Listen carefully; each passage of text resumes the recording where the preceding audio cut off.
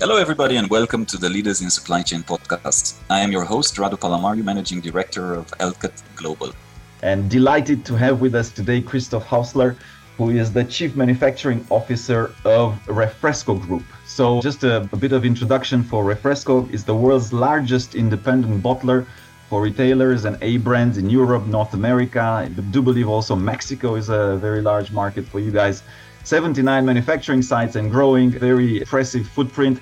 Christoph spent all of his life across different parts of supply chain, I guess, a long career also with Procter Gamble and with Reckitt, and now exciting times. Looking forward to a great sharing session. Christoph, thanks for joining us. No, thanks for having me. Maybe just one add. Don't forget Australia. So 3 continents, and we appraise ourselves as not just being a bottler only. We're a beverage solution provider.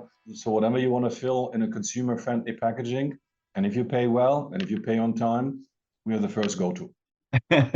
Love it. So Christoph, maybe let's start with yourself first. Yep. And tell us a little bit, how did you end up in supply chain? Perhaps that's a good story as well. And what was some of the inflection points when you look back, 1 or 2 moments in your career which really made a difference for you? I think actually the first one started for me way before I had my first full-time job. I decided during my time at university to pursue my passionate interest in sports. And I was in a team sport, handball, which is very popular in the north of Europe, not really very much known in all the other places. It's basically indoor. You play 7 against 7. The rules are everything is allowed unless the referee is stopping you. And just this sheer magic of when the team is fitting well and the team is coming first, not the individual, that very often you experience that a team of individuals which is supposed to be stronger, supposed to be better, is not winning. And that joy, and secondly, the joy when you're in a team where your peers are in certain parts better than you and they're making yourself better. That is something which I take a lot of energy out. And when I did my first intern in a large, very, very big FMCG company, European-based, I enjoyed the connect with marketing, this constant change, this constant innovation, and this constant need from the supply chain to respond. And that was the first big one that I said, I want to work in FMCG if I call the first one. And when you look, so you've done different roles. Now you're head of manufacturing, but you've done also different aspects of supply chain, end-to-end supply chain. What were some of them, probably 30 years now? When you look back, what were some of the moments, perhaps a factory floor or a DC center, or I don't know, an aha moment, your Eureka moments, I guess, in your career that made you and shaped you on who you are today? So I was very fortunate, hindsight, of having joined beverages in Procter Gamble in 1995. Why fortunate? So first of all, Procter Gamble is, of course, a very reputable company, but beverages was a non-strategic business in Procter Gamble because the margins at that time and the rest of the portfolio were significantly more attractive. So they've had the best of both worlds.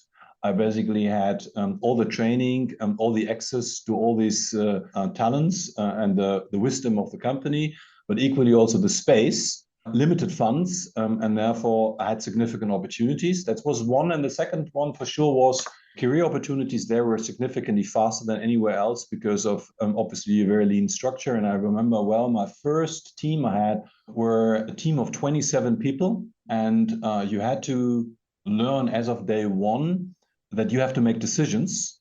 And when you make decisions, then it's okay to make mistakes. But when you don't make decisions, you better don't deliver mistakes. And learning that comfort, because obviously you're young, you know less than some of what the decisions are requiring, is giving you uncomfort. And learning how to grow with this discomfort is for sure something which has biased and supported me a lot in my career. So bringing it to today, significant 79 factories, for Refresco, global footprint, 3 continents. Let's start first with what would be 1 or 2 projects that you're most proud of in the period that you've been with the company, specifically in more recent past. One thing I start with one which I'm very pleased with and one which I'm particularly proud. The pleased one is our strategy has not changed since more than a decade. My boss, the CEO, is building this company since more than a decade.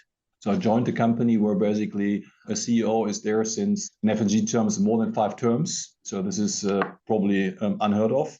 And it's a very, very successful buy and build strategy. And we do a lot of acquisitions. And basically being part of a very experienced team, which is building board papers you're delivering, is something which I'm exceptionally grateful for.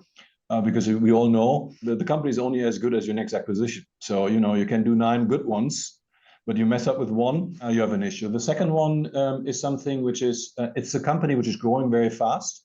There's a lot of pride in the company, deserved pride. And I feel that we are getting stronger and stronger in being aware of what we've delivered, but being also even more hungry of there's more we can go after. So really getting the defensiveness into a positive appetite. And I very much like these words of we are insecure overachievers. I like that a lot. That is something we use Benckiser also quite a bit. I like that, which basically means is we're never happy in a positive way.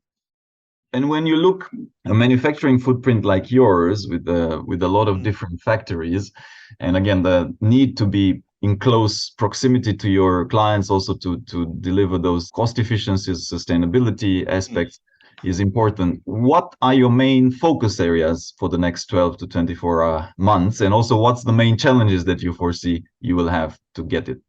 So we are fantastic in a lot of things. We're not very, very good in titles, names, because we couldn't care less. So my responsibility in the leadership team is for operations. So anything in the FMCG word, you would call it end-to-end. But at the end of the day, it's about the cost, the service, the quality, the speed to market, and then a big focus area is ESG. So currently the biggest focus areas for me is obviously establishing a structured global productivity program. As I said, where we are creating joy and the accountability to survive our margins, which is ahead of schedule. So we're doing exceptionally well, and there's a lot of joy seeing the money flowing into the P&L, because at the end of the day, that's what you want. You want that your shareholders are happy, that your shareholders are investing in you, and that you have space to thrive. The second one is an area which beverages, of course, is a business which requires a lot of focus in the area of ESG, which is particular when you think about water, when you think about water scarce areas, when you think about water efficiency, and think about our business. We work with everybody and we compete with anybody, which basically means is our portfolio is constantly changing. Yes. So we run in average at least 140 SKUs on a line.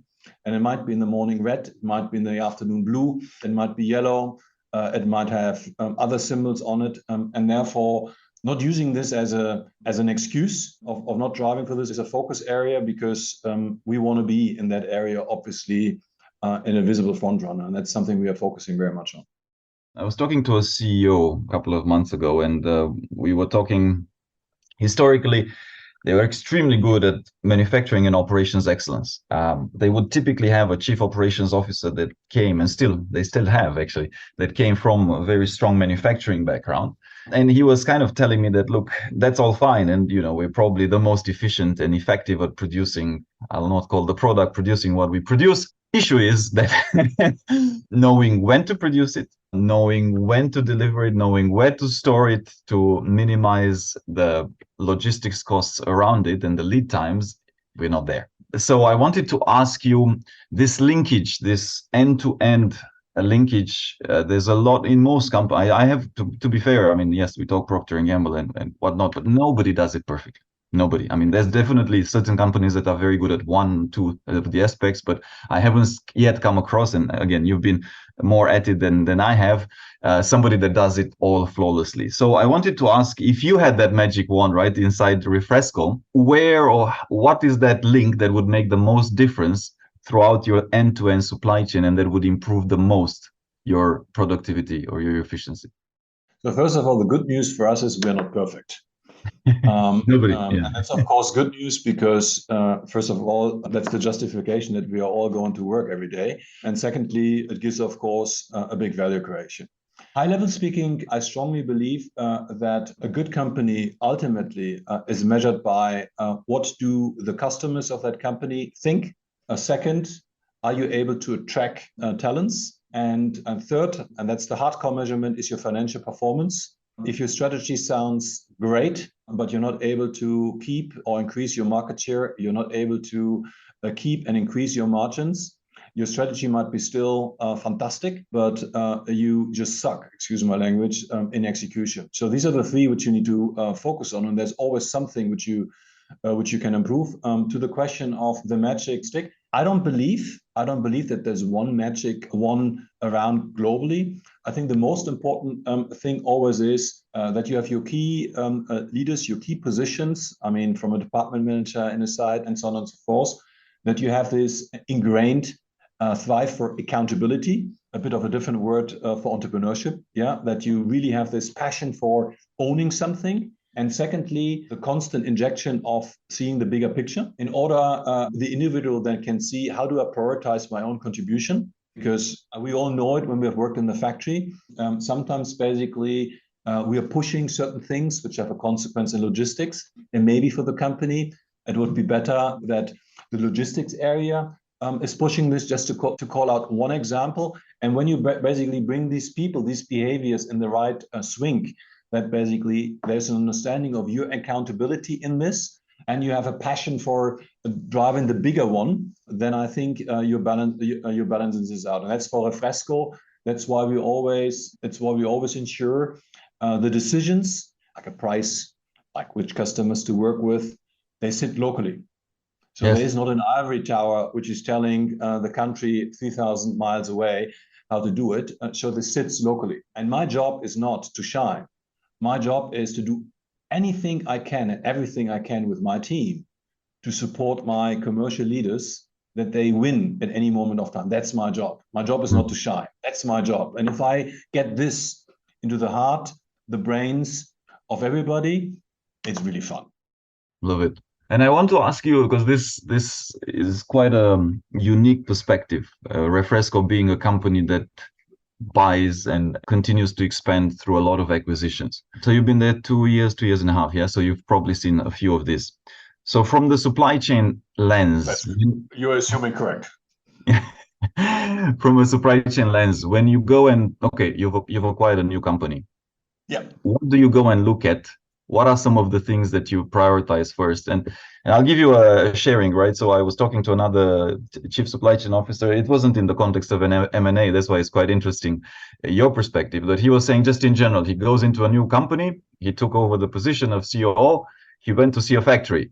First thing he would go is to the DC, to the distribution center, and talk to the driver. Why? Because he would know that in the factory they would have prepared everything from him, spick and span. He would not figure out anything.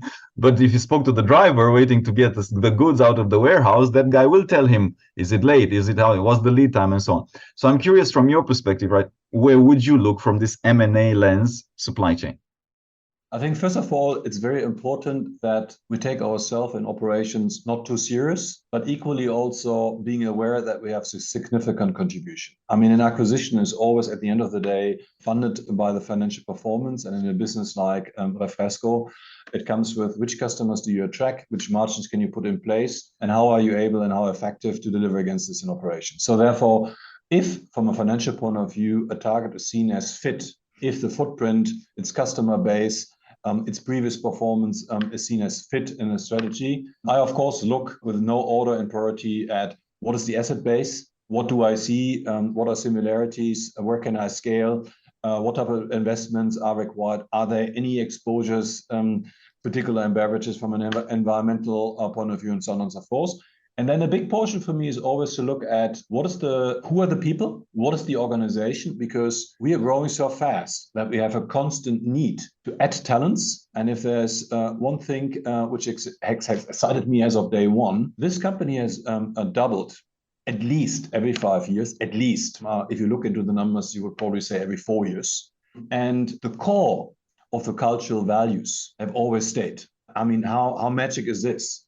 And I'm also not aware of a single individual who wanted to grow or wanted to go to a different place and we couldn't have opportunities.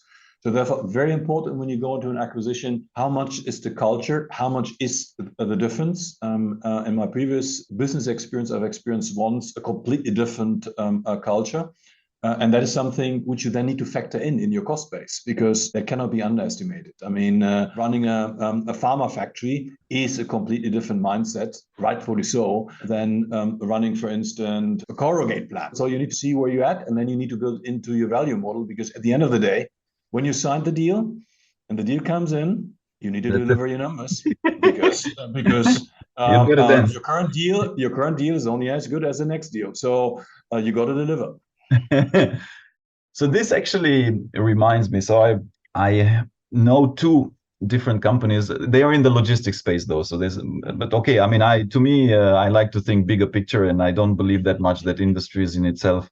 Every industry that they think somehow they're super special. I might be ignorant, but I think at the principle level, yeah, of course, there's differences in nuances and so on, but principles are principles. Yeah. So logistics companies, two different ways of acquiring. So one of them would acquire very successfully, basically remove ruthlessly the management of whoever they acquire. They've just done that historically for 20 years, and then it works. The other one would actually do a culture assessment. So the scales are different as well. But anyway, the other one would actually do a culture assessment of who they buy. And if the culture were too different, they wouldn't. Like they would actually factor that in because they wanted to keep the people that they would buy. So I wanted to ask, how do you do it in Refresco? Because this culture thing is it's intangible first. I mean, what's culture? I mean, it's not like you walk into the office and you see it. I mean, you can say that you sense it, but okay, it's a subjective thing. And you mentioned pharma, absolutely. But you have a lot of things. I mean, there's companies that are dictatorial. There's Australia culture versus Europe culture is not the same. I mean, there's a bunch of nuances, right? So how is there a way in which you do this more objectively, or how do you do it?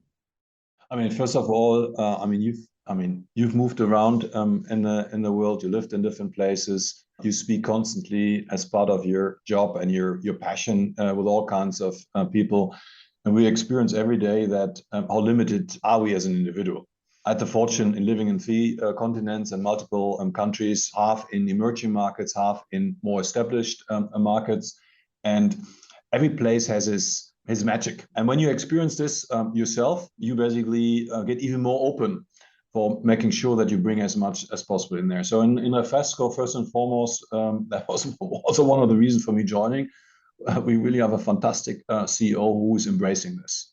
So at the end of the day, there are a lot of other things, but I mean, in the scope of our Connect here, to be concise, at the end of the day, it's all about you got to deliver your numbers in the right value system. And if you deliver your numbers, you get all the support and all the space.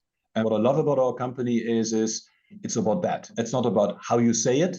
It's about that you make sure that your troops are supported, engaged, inspired, and that you deliver your numbers.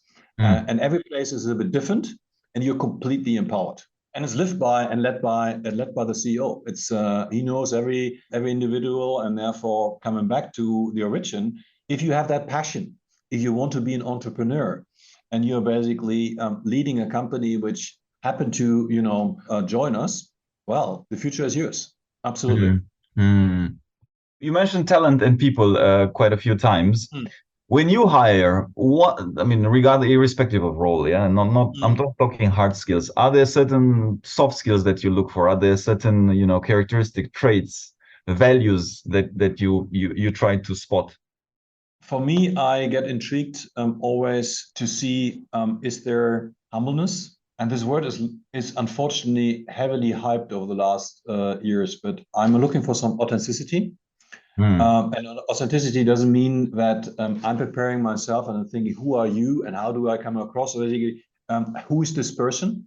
The individual traits. I'm looking also for self-awareness because for me, one of the most important traits and needs for a leader to grow. That's what I'm looking at. And last but not least, also the ability to answer a question, to be concise. Yeah, that's what I'm looking at because all the rest can be trained. And to bring this into an example, you can have this top-rated graduate, super brain, super fast, super resilient, and you're looking for a talent which is going in the direction of leading teams. Well, if that person is not showing in that interview in any shape or form self-awareness of how do I come across in that team, not having the ability to adapt and to prioritize, there's a high likelihood that this is very disruptive. So therefore, that individual will not be for that career path at that point of time. So that's what I'm looking at. And then, of course, we all say this always, knowledge you can train, but its attitude is very, very, very important. And it's more and more difficult in these interviews to do because, we started in the beginning. When you read a CV today, when you see what the people are doing, if I look at my kids, how they articulate themselves, oh my goodness, I probably wouldn't get a job anymore if I would apply again as a first journal. Yeah. I'm with you. I mean, my daughter is in the 6th grade, and at the end of last year, so they just started a new year, but the end of last year, they had a start your own business competition. I mean, she's 10, 11. So they had a team of 4. They created their website, business plan, and so on. I was like, I mean, when I was 10, yeah, like I never thought of such things. Yeah, So, yeah. yeah. On the other hand side, also, if I look at we have 3 kids and they were born in different countries, and other than myself, who basically was challenged in the beginning when I joined an international company to learn that basically you cannot communicate anymore in your native language. You constantly need to make sure that you can connect. That's for them very national. On the other hand side, when I see that with social media, being connected everywhere, being told or hearing what is right and what is wrong, I don't know. I feel that I had it in my time as a teenager easier because I was living in the here and now. Now, 3 kids. So if you were to, and you may or may not do it, and they know what you do, so they may or may not want to take up a career in supply chain. But Why do you know?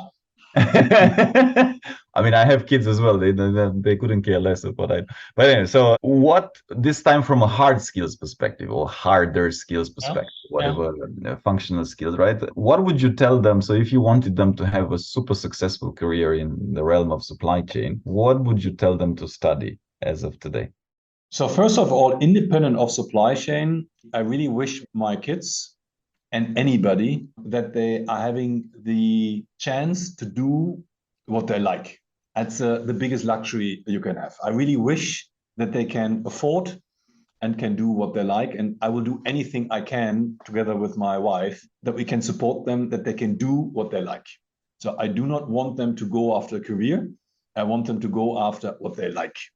I would also tell them that you have to, and I read this also with one of my dear peers. I think you talked this as well, because I felt like, yeah, that's exactly what I would say as well. I would never suggest look for how a career look like, but that's how I think about it. You always need to look at what do you like now, because life is short, and always be in the here and now, do the best. Think, of course, a little bit about tomorrow, but do that. And then on supply chain, I'm personally, of course, as an engineer, believe that technical competence is very important.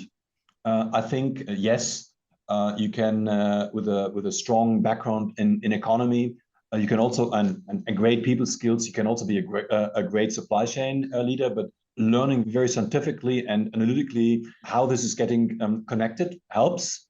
And therefore, I think a combination of any type of engineering with international business is perfect. And if I look at my own experiences, I would also add be very open for commercial experience. So for instance, hindsight, for instance, I would have been very interested to go into the area of sales. I've been very late in my career exposed to account management. And when you're sitting in one of these big retailers who have a lot of market share, and you feel this responsibility for your company and what to do, that's something which is changing your complete perspective. Because when you're sitting in a factory, of course, you think this is the epicenter of the company, and then you're realizing, well, the big games are played somewhere else, and then you can connect it. So I would always go for a mix, but first and foremost, I would say do what you enjoy, because if you don't like what you study and you don't like your time at university, what are you doing with your life? In fairness, I figured out what I want to do about 30. So, I am also suspecting that we need it's highly overdue that we did some sort of educational revolution in our systems, and I think it's coming. But that's a discussion for a separate time. I'll just want to end asking you on this note that you mentioned that having that commercial aspect as well. And I was sharing just the other day with a supply chain leader. We basically put together a book with McKinsey. Knut Alicke is a partner in McKinsey sometime last year. I heard about it. There were a few teasers which you've shared. And I heard about it. Yeah, so it's the intent was that let's get some of these stories out of people that have made it to the board, that have made it to CEO from supply chain, and let's hopefully inspire some other people. Now, my point and what I was sharing with this gentleman the other day, that still is fairly few that make it from supply chain to CEO. And his point was, he said, look, Radu, to me, it's not surprising. He was former chief procurement officer. To me, it's not surprising because we in supply chain, we don't learn to talk sales, commercial, business well enough or as well as the guys that are in sales and marketing do, right? They're almost used to. and he specifically told me, he's like, I sit in that meeting, with the CEO and business leaders. The business leader come, look, I have this idea. I think we should try. Can I get a few millions to test it? The CEO says, yeah, sure, go ahead. Here, CPO goes, look, I have this, we can cut costs. Can I ask 2 million? No, you cannot. Okay. So then I wait a few quarters, then I see the guy that asked for millions comes back and says, oh, it didn't work, the market shifted. And then the CEO goes, okay, never mind, you tried, never mind. I'm like, what the hell? So then he says, well, I changed my pitch as well, Rado. I say, okay, look, I have this, I'm working on this business opportunity. Can I get some money, right? And then he got the money. So he was telling me, like, it's the ability to properly communicate, influence, and talk business, don't talk supply chain is key. So I just wanted to end to get also your perspective on this particular aspect. No, I cannot agree more. And it's, of course, very challenging for us in operations. I always like to call it operations because I mean the entire supply chain. However, I would like to add two builds on this. Yes, completely agree. It's very important that you're customizing and you're being sharp in what is relevant for your leadership team. But I strongly believe it's not about that you are getting the buy-in only, because that would assume that you know it all. I think it's also about being still very open to connect the sharpness of your peers, because someone who is not part of your own hemisphere sometimes has an additional stint. I'll give you an example. Maintenance is, of course, an area of cost and pain for anybody in operations. And anybody in commercial roles will say the same, because I spend the money for something that I don't have an adverse event, but I don't know if I don't spend the money, do I have the adverse event? And highly controversial. And articulating this and then synchronizing this with each of those local leaders can be amazingly powerful. We should not ignore this, meaning it's not about being brilliant in getting the buy-in. It's equally also being open of any thought, of any strategic priorities which you're not considering. Because once again, our job is not to shine in the first place. Our job is to win with our commercial colleagues, with the customers. That's our job. And that sometimes I think we are a little bit short. Yeah, I think the saying goes, don't be a know-it-all, be a learn-it-all. Yeah, so I mean, it's similar to the area of digitization. Are you going for digitization for the sake of it? Well, intellectually, engineering-wise, I love it. I go the full 9 yards. But in the end of the day, again, what is the purpose of your company?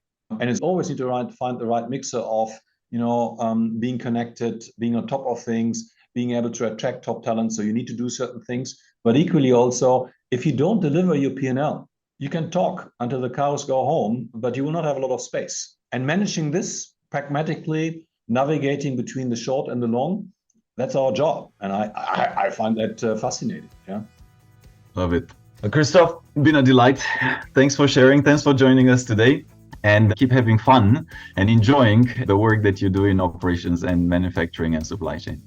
Hey, Rado, thank you very much. And just in case, because you've changed also, of course, a lot of times in your career, if you happen to be interested in issuing a brand in beverages and you don't know whom to partner with, if you pay well, you know who to contact, okay?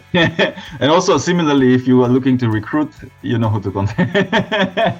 We swap. Absolutely, but what can I say? I have to talk to my HR. Super. Christoph, pleasure. Hey, thanks for the time. Thank you so much. Huh? Take care. Thank you for listening to our podcast.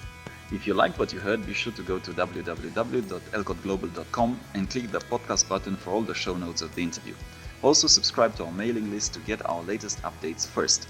If you're listening through a streaming platform like iTunes, Spotify or Stitcher, we would appreciate a kind review.